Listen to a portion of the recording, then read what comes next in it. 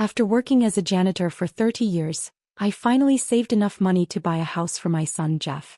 Before his wedding, I was hospitalized due to an infection in my leg and couldn't attend. I wanted to give him all of my savings as a wedding gift, but then I accidentally overheard a conversation between the doctor and Jeff. Jeff, as your friend, I feel I should warn you. Your mother is getting older and her recovery isn't looking good. If her condition continues to worsen, we might have to consider amputating. You're just concerned about your real mother being at the wedding, but why push your stepmother to her limits? Let her amputate if it comes to that. It's not like I'll abandon her. But if she recovers too quickly, who knows what kind of drama she'll cause when she finds out my real mother is at the wedding instead of her. I quietly tucked my bank card away. The card that I have kept all my saving and which I intended to give the money to Jeff as his wedding gift. Since he had his real birth mother to care for, he probably wouldn't need the money I had saved for him after all. In the hospital, I overheard a conversation between Jeff and the doctor. Jeff said, "Since she's getting old, there's no point in wasting money on surgery. The steel pins in her leg aren't a major issue. She won't die from it, just treat it simply. She's always been proud. If she hadn't reached the point where she had to be hospitalized long-term, she would have crawled to my wedding. Mandy's parents are both university professors. How could I let them sit with a janitor?" The doctor looked uneasy after hearing this. "Jeff, we've been friends for years and I have to remind you your mother's getting older, and if her condition isn't addressed soon, we may need to amputate. You just want your birth mother to attend wedding instead of her. Why push her to the point of no return? Gina is such a vibrant person, she couldn't possibly bear spending the rest of her life in a wheelchair." Jeff remained unmoved by the doctor's words. He still made sure to emphasize that even if the wound didn't require surgery, I should be given the best medication to prevent any further complications. The doctor sighed heavily, seeing right through him. "She'll eventually see the wedding video. You can fool her once but not forever. There's no need to sacrifice her health for something that won't last." Jeff stood firm. "My birth mother gave me life. No one has the right to cruelly deny a mother the chance to be there for her son during such an important moment. If Gina hadn't adopted me, my birth mother would have found me by now. Sure, her mistakes led to us being separated, but I'm Gina's only son. Even if she needs an amputation, I won't turn my back on her. But for my wedding, only my birth mother can attend." Jeff's words hit me like a hammer, each word landing with a painful thud. I looked at my bank card in my hand and quietly put it away. When the doctor returned with the medication, he couldn't help but speak once more as they reached the door. "She's given everything for you. Are you really that heartless? All this for a mother who never raised you?" He stopped mid-sentence, seeing the look on Jeff's face. He knew then that Jeff had already made up his mind. Jeff wasn't just concerned about his birth mother, he was disgusted by me, his janitor of a mother, ashamed of me. But had he ever considered that it was I, the janitor, who put him through school, bought him a house and a car? His elegant birth mother and well-educated in-laws hadn't contributed a single dime. I never expected that the son I raised for 30 years would treat me like this. Overcome with anger and disbelief, I fainted on the hospital bed. But what shocked me even more was that Jeff's cruelty went far beyond what I could have imagined. The doctor quickly treated my wound and left. Jeff wiped my hands and face, assuming I was still asleep. Unaware of my conscious state, he casually began chatting with his fiancée, Mandy. He said, "Mandy, don't worry, my mom loves me so much that all her money will definitely go to me. Once I get it, I'll buy you that car you want. Darling, you've already sacrificed by marrying me, knowing who my mom is. I promise I'll make sure you have a happy life." A few times Mandy had made unreasonable requests, but I always thought that as long as they were happy, nothing else mattered. I never rejected their demands. I never imagined things would escalate like this, that now he wanted to use my money to buy her a car. Jeff didn't want me at his wedding, but the money for the car? That he was perfectly fine with me providing. What a devoted son. The day of the wedding she won't be there. I purposely used the most infection-prone tools and didn't perform surgery on her. If she doesn't have surgery on that leg within a month, it'll be ruined. She won't have the strength to cause trouble at the wedding. Don't worry, beautiful. After the wedding we'll have 2 gorgeous babies. My mom will be unable to move around, so we'll need to take care of her. But her savings will be enough to help us raise the kids. A sharp pain gripped my chest. My eyes involuntarily filled with tears. I never thought that, just to keep me from attending his wedding, he would plan something like this so meticulously. He was so small back then. I remembered walking past the orphanage when he grabbed my sleeve and refused to let go. Feeling a moment of compassion, I took him in. To give him a better life, I started my own business, hoping to make more money. But when the business failed and no other good job opportunities came my way, I had no choice but to work multiple jobs, doing all kinds of cleaning work. I pinched pennies to give him a better life, never once asking for anything in return. He was 30 years old now, and I still gave him a monthly allowance, worried that he might be struggling on his own. I'd spent half my life worrying about him, only to find that I couldn't compare to the mother who abandoned him. If he thought his birth mother was more dignified, let her pay for the car. As for me, I would no longer invest my emotions in them. While Jeff was out getting my medicine, he carelessly left his phone by the bedside. I knew his password, so unlocking it was easy. That's when I discovered he had been in contact with his birth mother for a long time.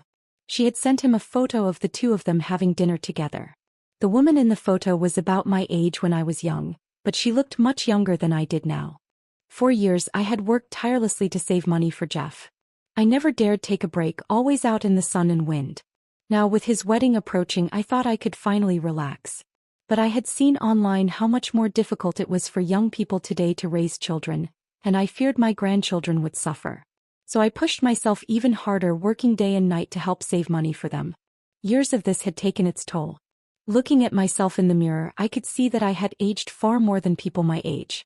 "Mom, you're so beautiful. Thank you for giving me such excellent genes," Jeff said, speaking to his birth mother with such affection. It was always him talking more, her saying less. He even video called her frequently. I thought about my own conversations with Jeff.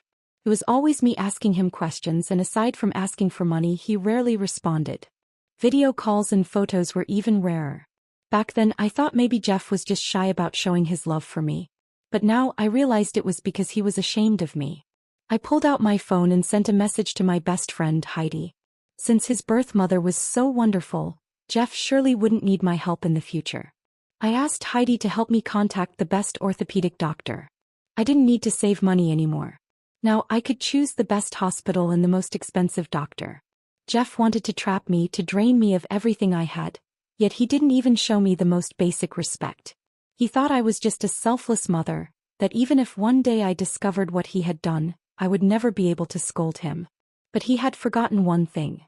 Before I was a mother, I was an independent woman. When Jeff came back and saw me sending a message, his eyes were filled with excitement. He pretended to sound concerned, saying, "Mom, you're awake? I saw you unconscious for so long. I was afraid you wouldn't wake up. I'm about to have my wedding and you're such an important guest. I've been looking forward to seeing my heroic mother make her grand entrance." As he said this, his voice seemed to carry a hint of grievance. "But the doctor said you need to rest for a while, so you definitely won't be able to attend my wedding. It's such a shame that you'll miss it. I always kept my cleaning tools neatly in their designated spot. If Jeff hadn't moved them around, I never would have stepped on the sharp, pointed tool. It was my fault for caring so much about him in the past, letting him think my feelings didn't matter." I reached out and gently ruffled his hair. I said, "I was careless, but don't worry. I'll definitely attend your wedding." When Jeff heard this, his eyes showed a fleeting panic. He quickly corrected himself. "No, that's not it." Realizing he had said the wrong thing, he tried to explain. "The doctor said you can't move around too much right now. There will be a lot of socializing at the wedding and it'll be too hard for you. I don't want you to push yourself to attend." I smiled softly, watching him continue with his lies. "Even though you've left these regrets in my life for not able to be attending the wedding, I don't blame you. I know you meant well. I'll hire an actor to attend on your behalf." "But Mom, didn't you say you had some savings for me before the wedding? When do you plan to give it to me?" He started by blaming me for being careless and causing my injury, even going as far as implying that he was being generous, forgiving my mistake and still willing to accept my money. What a generous gift. Maybe it was because I hadn't agreed to hand over the money yet, but Jeff was clearly getting anxious. At that moment, he no longer cared about me not being able to move. He put me in a wheelchair and insisted I come watch his wedding rehearsal. "Mom, Mandy's a bit shy, so stay away from them. I'm worried the smell of the medicine on you might make them uncomfortable." "Them? Did that include his birth mother too? Jeff thought he was hiding it well, but little did he know, I had already seen his dignified birth mother long before he thought I would. The kept mistress of an old rich man. Now that was some real dignity. Jeff placed me in a small, separate room before quickly rushing out. I rolled myself in the wheelchair toward the venue. After all, I had spent money preparing for this wedding, and even though it was destined to end in disappointment, I still wanted to witness it in its moment of fleeting calm. As I neared the venue, I overheard some of the staff chatting as they set up. Have you heard? The family we're decorating the wedding for is pretty interesting. Apparently, they're having the real mother pose as a hired actress to attend the wedding in place of the adoptive mother. Why isn't the adoptive mother coming herself? She's sick, I think. But I mean, how could the adoptive mother possibly be as close to the kid? Of course, he'd be closer to his real mom. If it were me, I'd just let the real mom come. Who would dare stop her? I saw his real mom earlier, dressed head to toe in designer clothes, looks like a successful, independent woman. I heard the adoptive mom is a cripple. She's here today? What a shame. Their words made my chest tighten even more. I pushed my wheelchair toward the banquet hall door. The door was slightly ajar, just enough to see the figures inside. Mandy pulled out an expensive-looking camel wool scarf as a greeting gift, her face plastered with a flattering smile. Carrie, Jeff's told me so much about you. He always said you were a beauty, and I thought he was just boasting, but now I can see he wasn't lying. I remembered how every time Mandy saw me, her face was always so somber, and Jeff explained that it was because she wasn't feeling well. She had been unwell once, but it seemed like every time they had a meeting, she was suddenly unwell. I thought she was just young and naive, so I didn't hold it against her. Turns out she knew how to butter up the elders when it suited her. But I didn't blame her, not really. She was after all Jeff's fiancée, and her attitude toward me was largely influenced by him. Carrie stepped into another corner to take a call, and I heard Mandy speaking quietly to Jeff. Your real mom's all decked out in designer clothes. He clearly has money. If we can win her over, we could definitely get a bigger house, and we wouldn't have to keep living in that tiny apartment your mom bought for us. Mandy was trying to charm Carrie because she thought she could buy them a new house. The apartment I bought for them was only because they were getting married, and there were no suitable houses available at the time. I'd actually already found a larger standalone house, and if not for all this, I would have signed the contract by now. Well, now I've saved myself a lot of money.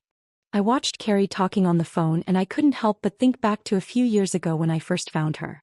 Back then, she made herself very clear. She didn't want Jeff, and she didn't want to deal with the baggage, what she called nothing more than a burden to her. She told me not to look for her again, that we should never see each other for both our sakes. Such a woman. And now Mandy was hoping Carrie would buy them a house? He might as well be dreaming. When the priest arrived for the rehearsal, he naturally assumed I should be the groom's mother and was about to wheel me through the door. But as the door opened, Jeff's face turned pale for a moment, quickly recovering and telling the priest that Carrie was actually his mother. The priest had seen me before when we signed the wedding venue contracts, and now, hearing Jeff's words, his expression grew complex. Jeff had originally brought me here saying I would attend the rehearsal as his mother, but now that Carrie was here, I clearly didn't have a place anymore. As they began the rehearsal, I received a message from Heidi. Heidi told me that the top orthopedic doctor had been arranged, and I could be admitted to the hospital at any time. She confirmed one last time, but that's the son you've raised for 30 years. What if he has a change of heart? That him realized he had done wrong and asking you for forgiveness?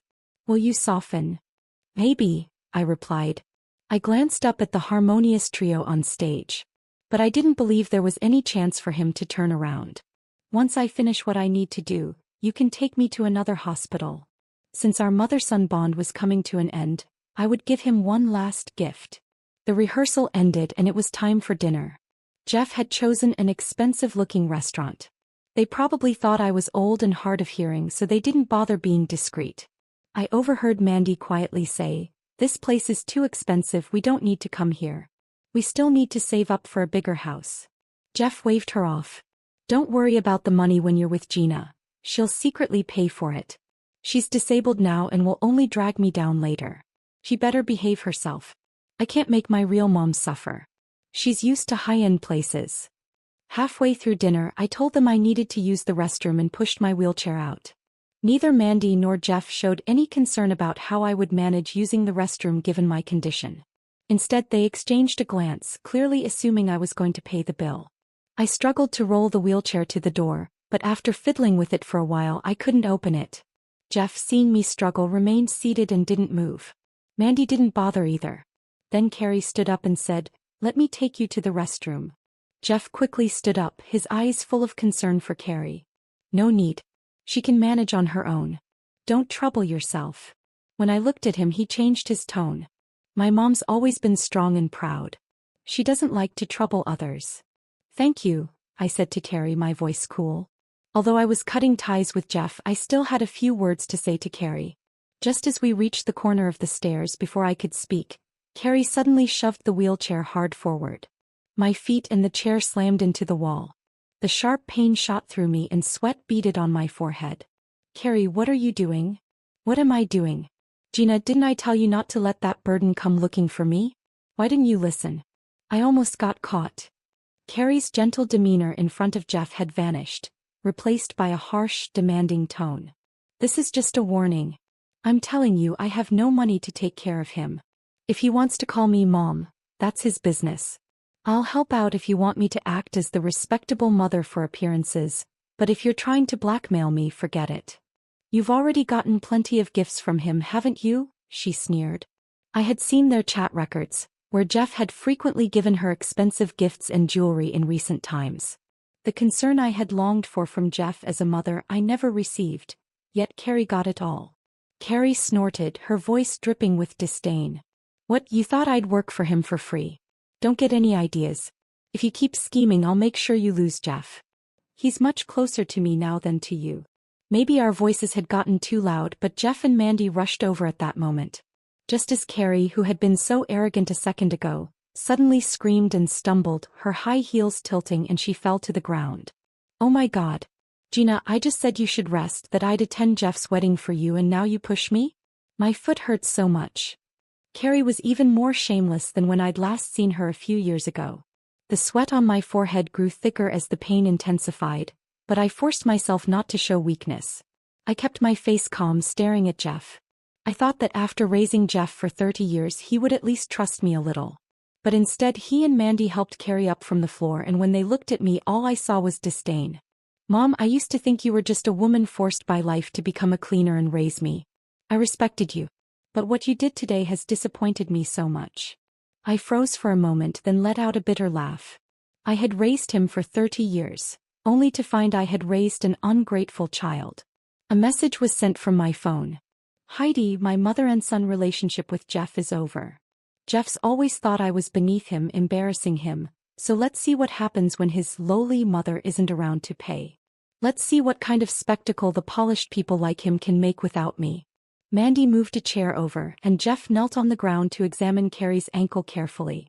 I struggled to climb back into my wheelchair, and just then Heidi arrived. She saw the injury on the back of my foot and immediately wanted to confront them, but I stopped her. I said to them, "Since you don't want to see me, I won't be a bother. I'll handle my discharge paperwork on my own. You focus on preparing for the wedding." Mandy gave Jeff a signal, urging him to get the money. Jeff didn't even look at me, mocking me instead. "Don't worry, Mandy. There's nothing to keep her here. If she wants to leave, let her. Let's see who's going to take in a cripple like her apart from me." Heidi pushed me away from the place. She angrily asked why I didn't argue with them. I was just relieved to have saved the cost of another meal. All the money I'd invested in his education and raising him was already enough. But the money I spent for his house and his car, that I was going to get back. That same day, I handled my discharge and had the foot surgery performed by the doctor Heidi had arranged for me. The surgery went well, and the doctor said I'd be fully recovered in a month. Less than a week later, I received a message from Jeff. "Mom, why did you leave the hospital without saying anything?" So it took him this long to realize I'd left the hospital. Jeff wasn't stupid. By now he must have figured out that I already knew the person replacing me was in fact his biological mother. "Mom, I know Carrie pushed you down, but she's a strong, successful woman. If you don't provoke her, she wouldn't have bothered with you. She's only attending on your behalf, but in my heart, only you are my real mom. Mom, please text me back. My wedding is in a month. I can't go without your blessing." Mandy's really looking forward to seeing you there. So, he was only remembering me now because he needed money. That's when he noticed I was no longer in the hospital. I scrolled down through his messages, a mocking smile crossing my lips. Mom, you're being stubborn about your treatment. If you end up losing a limb, you'll still need Mandy and me to take care of you. You can only rely on us, so trust me, I'll take responsibility for you. I looked at my foot, which was already healing well, and replied to him. Don't worry, you'll get my money on your wedding day. I hadn't intended to confront them, but since Carrie and Jeff were pushing me this way, I couldn't let them get away with it. It was time to fight back. On the day of the wedding, I deliberately chose a bright outfit. I had no more concerns now. Any money I had, I could spend on myself. No one in the room recognized me as the woman in the wheelchair during the rehearsal. I sat at the farthest corner, hearing Jeff quietly speak to Mandy on the phone. My mom told me she'll give me the money today. She's disabled now, so she won't dare refuse me or cause trouble. Don't worry. The wedding officially began with warm music filling the air. Soon it was time for the newlyweds' speeches. After everyone shared their blessings, the guests began to have dinner and the atmosphere in the room lightened. Carrie sat calmly and everyone was commenting on how beautiful Jeff's mother was, how graceful she seemed. From afar I saw Mandy looking displeased, seemingly arguing with Jeff, who was trying to calm her down. Then he stood up and went to a corner to make a phone call. At that moment, a loud ring echoed through the venue. The horn I had bought drowned out all the noise and the ringing filled the room. Jeff, are you calling me? I stood up from the guest seats. When Jeff turned around, his eyes widened in shock. He was terrified that my appearance would ruin his wedding and hurried toward me. Mom, what are you doing here? I told you to rest at home, he whispered. You told me to bring you the money, didn't you? How can I give it to you if I don't come? I held the horn, and despite the noise, my voice carried to everyone's ears. In a way, Jeff was not entirely unreasonable in not wanting me to attend his wedding. Because truth be told, I never let myself be a doormat. But when I was in the hospital and injured, I couldn't afford to make a rash move. My biggest lesson in life had been that a person must know when to endure and when to stand their ground. If I had confronted Jeff back then, I couldn't guarantee what this cold-hearted son would have done to me. But now things were different. I was fully recovered. I wasn't going to let anyone walk all over me. Never mess with a woman who's fought her way through life. The guest heard my words and began throwing me disdainful looks. That's Jeff's adopted mother? Guess she can't compare to his real mom. Jeff's real mother is already here, but she still dares to make a scene. Adoptive mothers never truly care for their kids. Jeff's so pitiful. Did anyone else hear her say she came here to bring him money? Oh my God, if that's true, Jeff is way out of line. Jeff, who had been shielded by me for so long, now heard these comments. His face turned bright red with embarrassment. Mom, are you trying to embarrass me on purpose? What's with the horn? Seeing Jeff getting upset, Mandy rushed over to soothe him. Alright Jeff, calm down. For the sake of the money, just let her stay. She won't cause any trouble. She shot me an impatient look. Hurry up and give us the money, Gina. I stared at Mandy in surprise. The shamelessness of both her and Jeff was beyond what I could have imagined. Jeff was not someone who would easily back down. Angrily, he said, if you don't give me the money, then fine. I don't need you anymore. After all, my real mom can pay this money, I don't need yours. Gina, listen to me, unless you leave the money and leave, don't even think about me acknowledging you as my mother. You're really embarrassing me today. He probably thought that I would still treat him like a child, endlessly tolerant of him as I always had been. He thought he had me figured out. When he looked at the suitcase in my hand, his eyes were filled with greed. Your real mom? Does she really have the money? I asked, glancing at Carrie from a distance. Her eyes darted away nervously.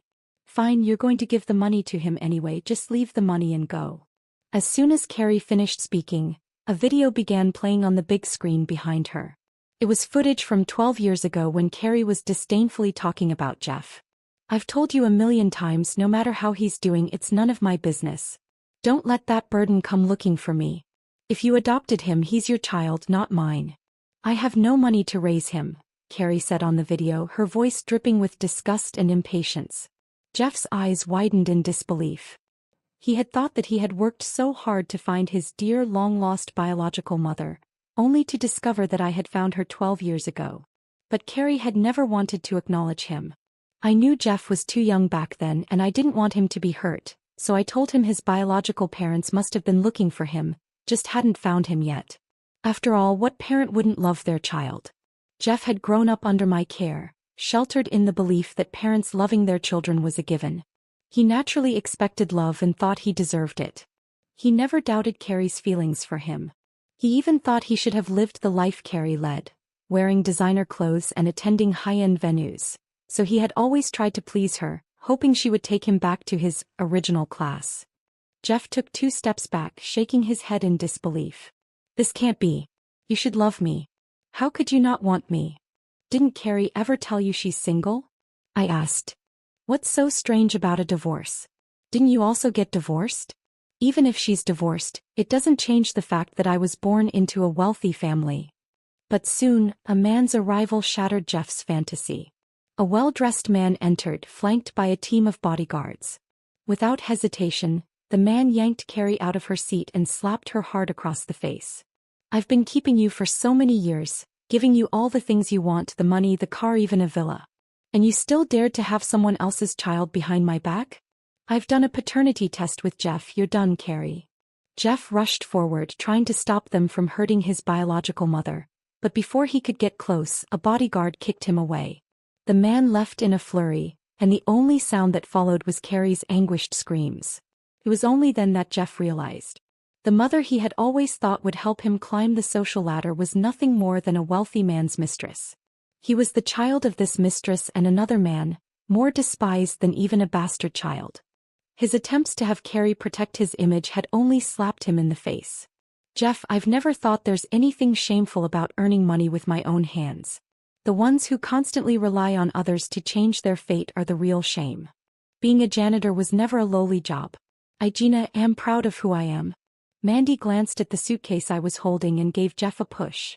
Without Carrie as his real mother, if I didn't help him now, where else would he get money? In that instant, Jeff's attitude shifted drastically. Mom, you're right. It was all my fault before. You're the only mom I have. You're amazing and I've never thought less of you.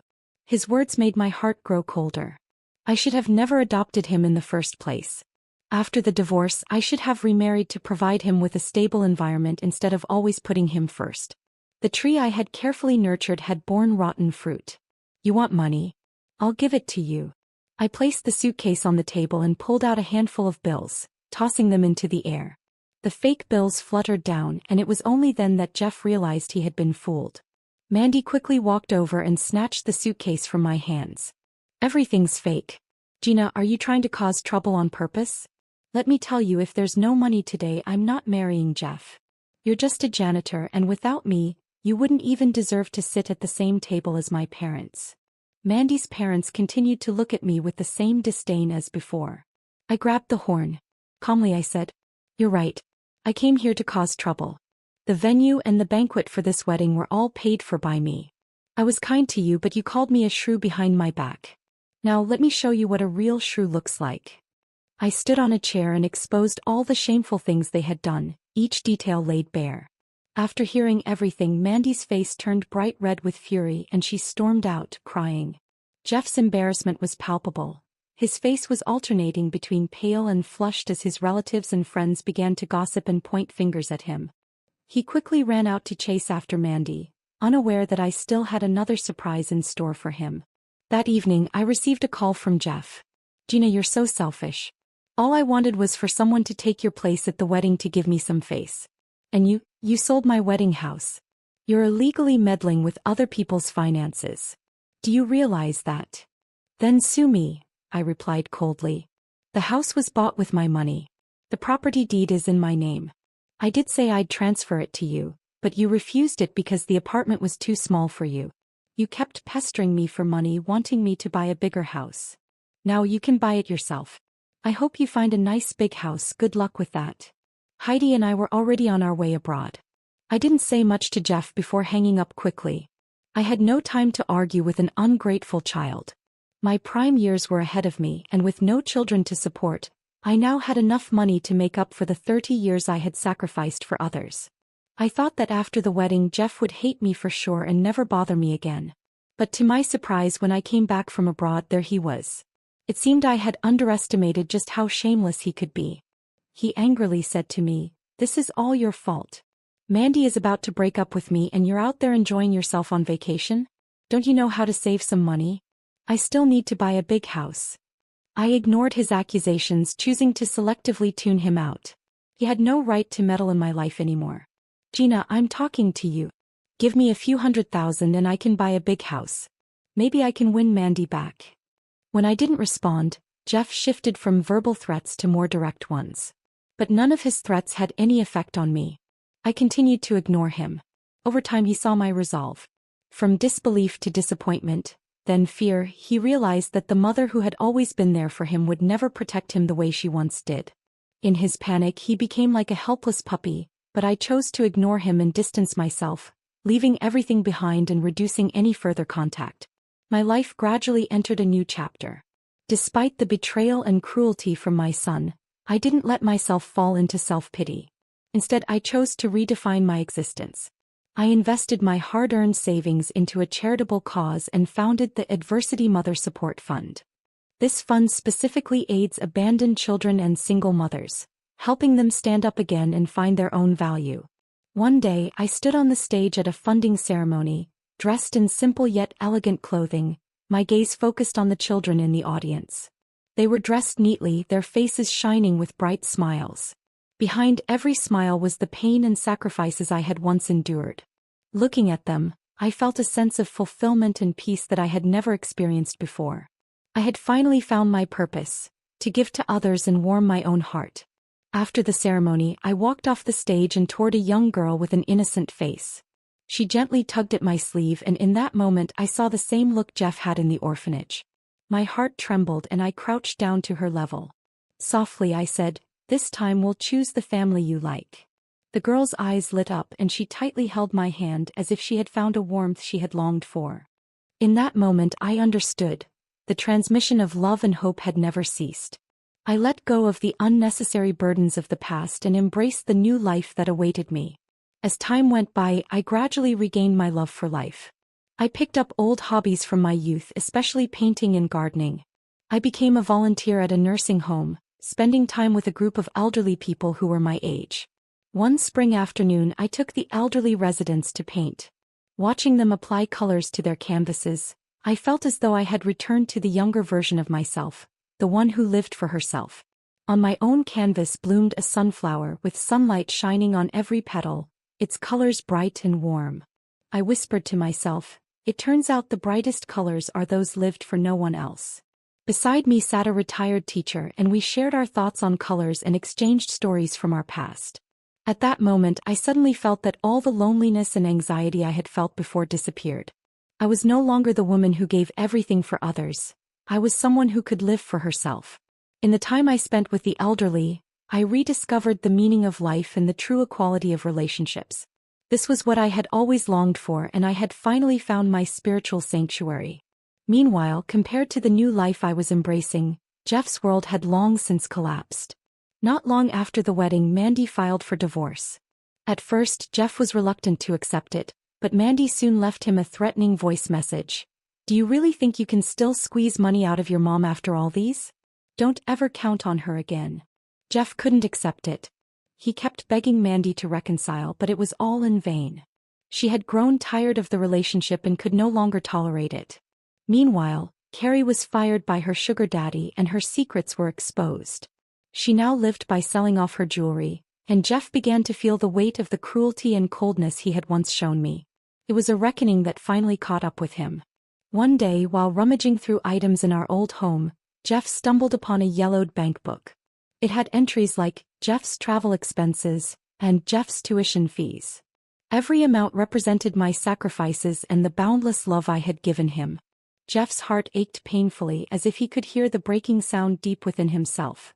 This money, it was all from my hard work, saved for him. In that moment, Jeff understood the greatness of my love and sacrifice. But it was too late. No longer the arrogant young man he once was, Jeff found himself collapsing both materially and emotionally. The crumbling of his wealth and the desolation of his relationships left him feeling utterly lost. He tried desperately to win Mandy back, but it was all for nothing. Without the support he had once relied on, Jeff began to feel the overwhelming fear of isolation. One day, with nearly all of his belongings in hand, he tried to break free from the situation. But reality hit him hard again and again. Just as he was about to leave, he received a call from Carrie. Carrie revealed the true hypocritical nature of his once esteemed mother, the one he had believed would offer him a way out. Jeff realized that he could never return to the life he had once lived, never shake off those burdens. 10 winters later, I sat in the activity room of the orphanage, surrounded by a group of children. We were discussing family and maternal love. I gently answered all the questions from the parents looking to adopt. "What is a mother?" I asked, my voice warm and soft like flowing water. "A mother is the one who holds the umbrella for you when it rains, but remember." The sunlight poured through the window, casting a warm glow on my silver hair and lighting up my face.